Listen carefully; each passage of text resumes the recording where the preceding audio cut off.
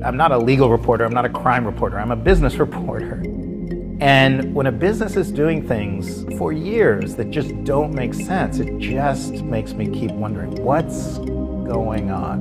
What am I missing? Okay. ბათუმში ტრამპ დაუერის მშენებლობის დაწყების შესახებ ოფიციალური ხელშეკრულება უკვე გაფორმდა შეთანხმებას ხელი დონალდ ტრამპმა და Silk Road ჯგუფის ხელმძღვანელებს.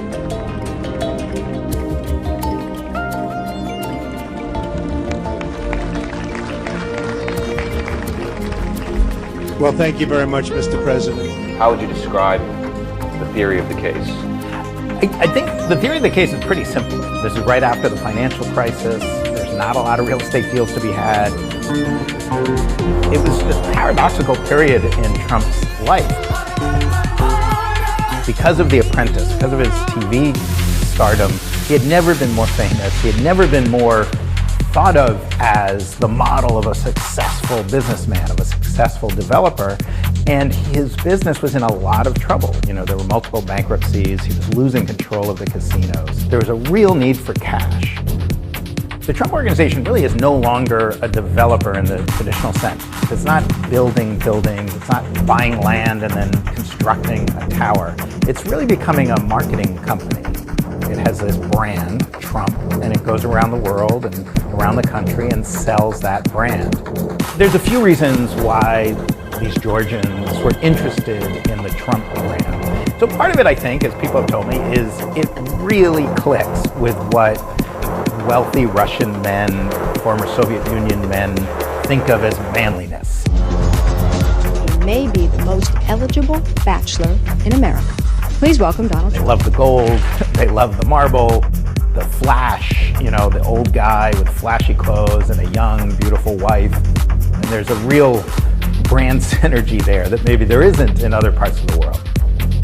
Remember, the Trump Organization is switching to an international posture with like 4 or 5 people doing these international deals with very little experience overseas. And they're going into very complicated countries with deeply corrupt economies and really problematic interactions between business and politics. And eventually what happens, though, is you are in bed with some really bad people. This happened in 2011, 2012. Why should we care about it today? Does any of this have to do with what we care most about? Russia, Russian collusion? Yeah, so the reason that I started getting passionate about this story was when Donald Trump, in an interview with the New York Times, basically hinted that if Robert Mueller, the special counsel, begins investigating his business deals, he would consider that crossing a red line, and hinted that he might fire him. Now, I already knew a fair bit about how the Trump Organization worked, and I had the strong suspicion that if there was any kind of collusion, which there was, it probably had its roots in a business deal. So I thought to look more carefully at deals in the former Soviet Union. And what I saw here is the connection to Putin is just a few hops, you know, the shin bone's connected to the ankle bone. I could not have done it without these two Columbia University. They were journalism students and now they're investigative fellows. They spent unbelievable amount of time on the Georgian government's business registry. But then they find out that most of the companies involved are actually registered in these offshore jurisdictions, Malta or the Netherlands or the British Virgin Islands. And so that's a process of trying to find those companies. Ultimately, billions and billions and billions of dollars, countries all over the world. We really needed to choose, okay, no, what really matters is the people who are doing business with Trump. Who were they? Where did they get their money? How did they get their money? And how are they connected to Putin? That's what matters. 99 out of 100 people won't talk to you, but once in a while, and it only takes a few, you find people who will tell you some real information.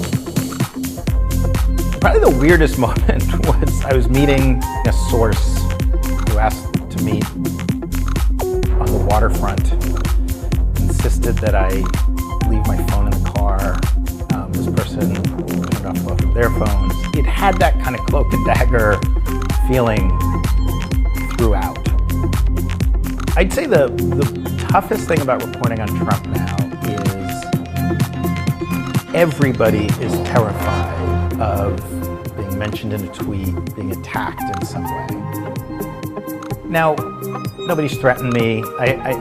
Nobody has said they want to hurt me, but it is a scary time to be somebody who's reporting negative stories about the president. And I do live in some degree of fear. I mean, I was a reporter in Iraq, and I had other fears in Iraq, but I've never had that kind of personal, someone could just decide that I'm somehow the personification of the enemy and ruin, cause real damage. And that's scary. Do you believe that the Trump organization was involved in money laundering?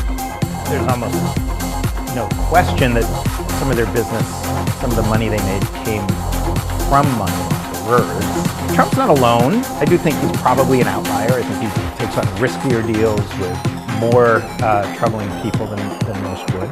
But he's not alone. But now he's president.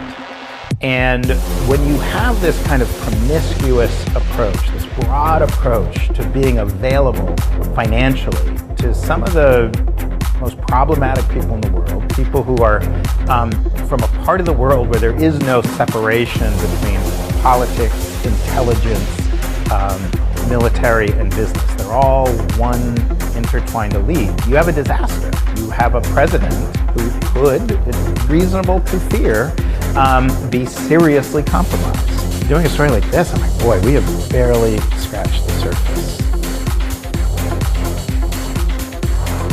All right, thanks, guys. Thank you very much.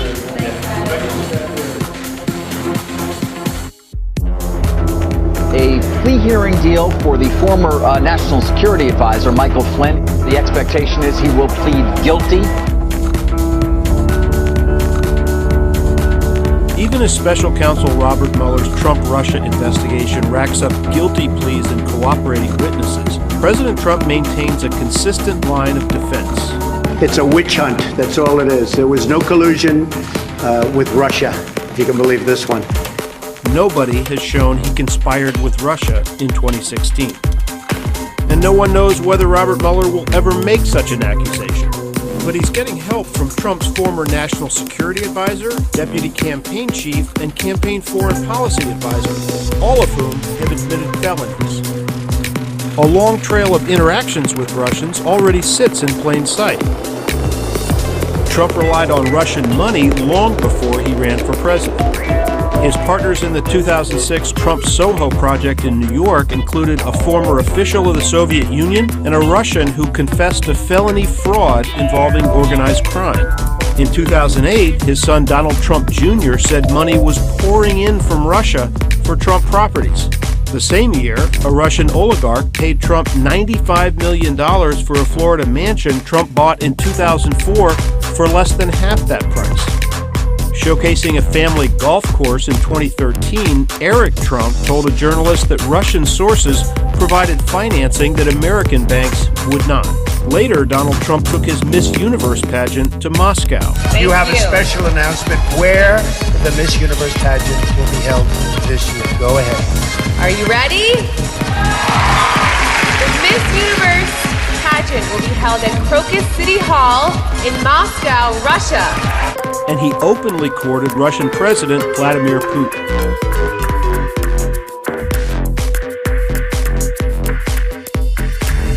Through his lawyer Michael Cohen, Trump sought to develop real estate in Moscow while running for president. The stuff in Ukraine is shady. You were on like the wrong side of a people's revolution that the United States is trying to support now. On the contrary, I was the guy who negotiated the deal that brought them into Ukraine, into Europe. As his 2016 campaign chief, Trump chose Paul Manafort, who lived in Trump Tower and got tens of millions of dollars from Putin allies in Ukraine. As national security advisor, Trump chose Michael Flynn, who got $45,000 to join Putin at this December 2015 dinner in Moscow. As foreign policy advisors, he named 30-year-old George Papadopoulos and Carter Page, who'd been identified by U.S. officials as a potential Russian spy. Were you in email chains with Papadopoulos? Probably a few, yeah. Were you in email chains with him about Russia? It may have come up from time to time. Again, there's nothing major, yeah. Soon after becoming a Trump advisor, Papadopoulos communicated with a professor in London who said Russians had email dirt on presidential candidate Hillary Clinton. Weeks later, Russians sent word that they had dirt on Clinton directly to Donald Trump Jr. He replied, "I love it," and arranged a June meeting at Trump Tower. Manafort and Jared Kushner joined him at that meeting with a Russian lawyer linked to the Kremlin. After that, Democratic Party emails that U.S. intelligence agencies say were stolen by Russia were publicly released by front groups. Trump publicly asked Moscow for more. Russia, if you're listening, I hope you're able to find the 30,000 emails that are missing. Then in August, Trump's friend Roger Stone predicted trouble for Clinton aide John Podesta. Weeks later, Podesta's stolen emails were also released. Throughout the campaign, Trump spoke warmly of Putin. We're going to have a great relationship with Putin and Russia. But his campaign ridiculed the idea that Russia might be interfering in the election to help him, even after Donald Jr.'s Trump Tower meeting in June.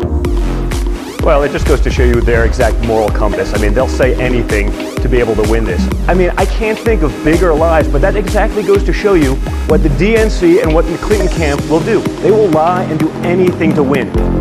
After the election, American intelligence officials declared that's exactly what Russia had done.